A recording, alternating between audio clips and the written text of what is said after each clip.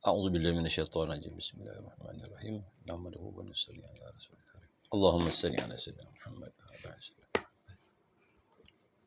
InsyaAllah tuan-tuan dimulakan Allah SWT. Pagi ini kita sambung pembacaan hadis Nabi SAW di dalam bab kelebihan Al-Quran.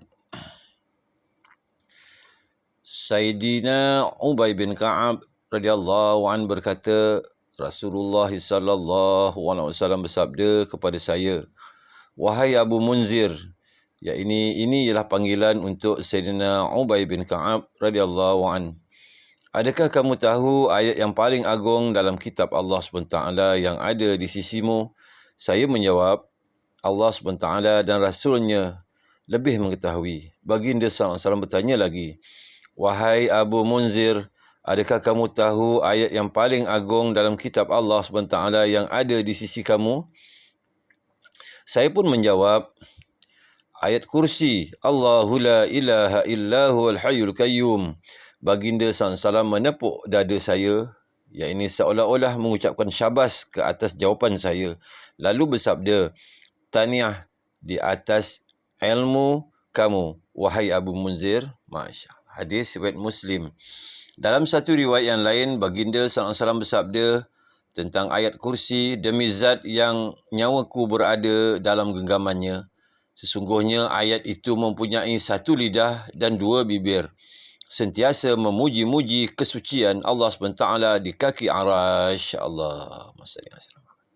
Hadis riwayat Musnad Ahmad, Majma'uz Zawaid.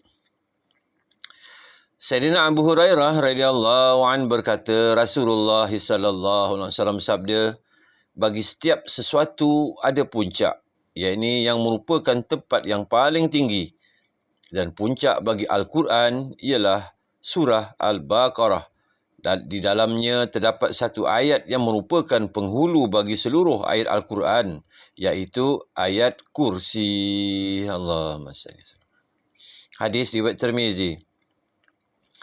Sayyidina Nu'man bin Bashir radhiyallahu an meriwayatkan bahawa Nabi SAW bersabda, Allah Subhanahu Wa Taala telah menulis satu kitab 2000 tahun sebelum dia menciptakan langit dan bumi. Daripada kitab itu, dua ayat telah diturunkan yang telah diletakkan di akhir surah Al-Baqarah. Jika ayat-ayat ini dibacakan dalam mana-mana rumah selama 3 malam berturut-turut, maka syaitan tidak akan dapat menghampiri rumah itu pun. Allahumma salli. Hadis riwayat Tirmizi. Sayyidina Abu Mas'ud Ansari radhiyallahu an berkata, Rasulullah sallallahu alaihi wasallam bersabda, sesiapa yang membaca dua ayat terakhir daripada surah Al-Baqarah pada waktu malam, maka kedua-dua ayat itu akan mencukupi untuknya. Allah. Hadis riwayat Tirmizi. Keterangan, kedua-dua ayat itu akan mencukupi untuknya membawa dua maksud. Pertama, pembacanya akan terpelihara pada malam itu dari segala keburukan. Maksud kedua ialah, kedua-dua ayat itu cukup untuk menggantikan pahala qiyamul lail. Amin. Allahumma salli.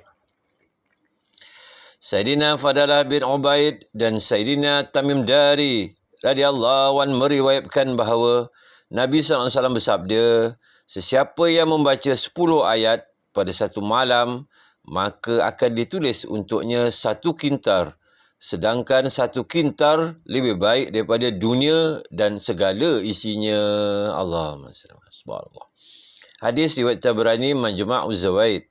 Sayyidina Abu Hurairah radhiyallahu an berkata, Rasulullah sallallahu alaihi wasallam bersabda, sesiapa yang membaca 10 ayat dalam satu malam tidak akan ditulis dalam kalangan orang-orang yang lalai daripada beribadat kepada Allah Subhanahu Wa Taala. Allahumma salli. Amin. Hadis riwayat Mustadrak Hakim.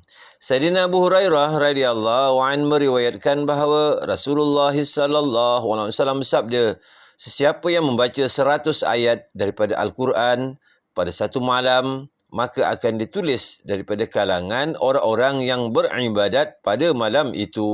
Amin. Allahumma salli. Hadis riwayat Mustadrak Hakim.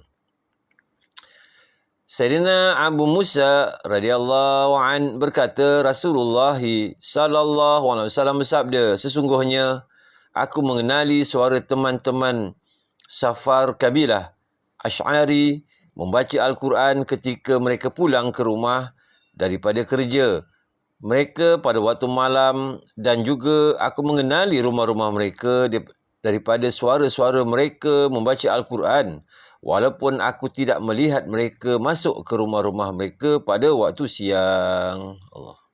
Hadis riwayat Muslim. Sayyidina Jabir radhiyallahu anhu meriwayatkan bahawa Nabi sallallahu alaihi wasallam bersabda, Sesiapa daripada kalangan kamu yang bimbang tidak dapat bangun pada bahagian akhir malam, maka hendaklah dia menunaikan solat witir pada waktu awal malam, iaitu sebelum tidur. Sementara sesiapa yang ada harapan bahawa dia akan bangun, maka hendaklah dia menunaikan solat witir pada bahagian akhir malam, kerana malaikat akan hadir, Allahu Akbar, semasa pembacaan Al-Quran pada bahagian akhir daripada malam, dan masa itulah lebih afdal untuk membaca Al-Quran. Amin. Allahumma salli. Hadis riwayat Tirmizi. Sayyidina Shaddad bin Aus radhiyallahu an berkata, Rasulullah sallallahu alaihi wasallam bersabda, sesiapa saja orang Islam yang pergi ke tempat tidurnya lalu membaca satu surah daripada mana-mana surah Al-Quran, maka Allah SWT akan menentukan satu malaikat untuk memeliharanya hingga tidak ada satu perkara pun yang boleh menyakiti dan menghampirinya sehinggalah dia bangun. Allahumma salli. Hadis riwayat Tirmizi.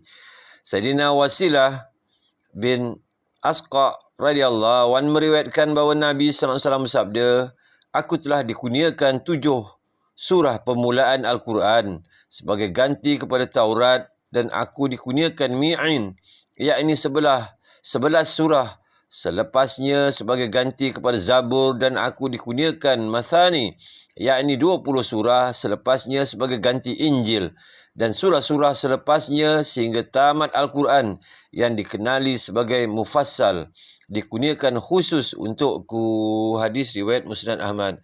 Alhamdulillah tentera melakukan Allah SWT. Mudah-mudahan Allah SWT kurniakan kita taufik dan hidayat. Apa yang kita dengar ni dapat kita amalkan dan sampaikan, insya-Allah. Kita tutup dengan tasbih kifarah. Subhanallah bihamdih, subhanakallah wa bihamdika, asyhadu an la ilaha illa anta, astaghfiruka wa atubu ilaik.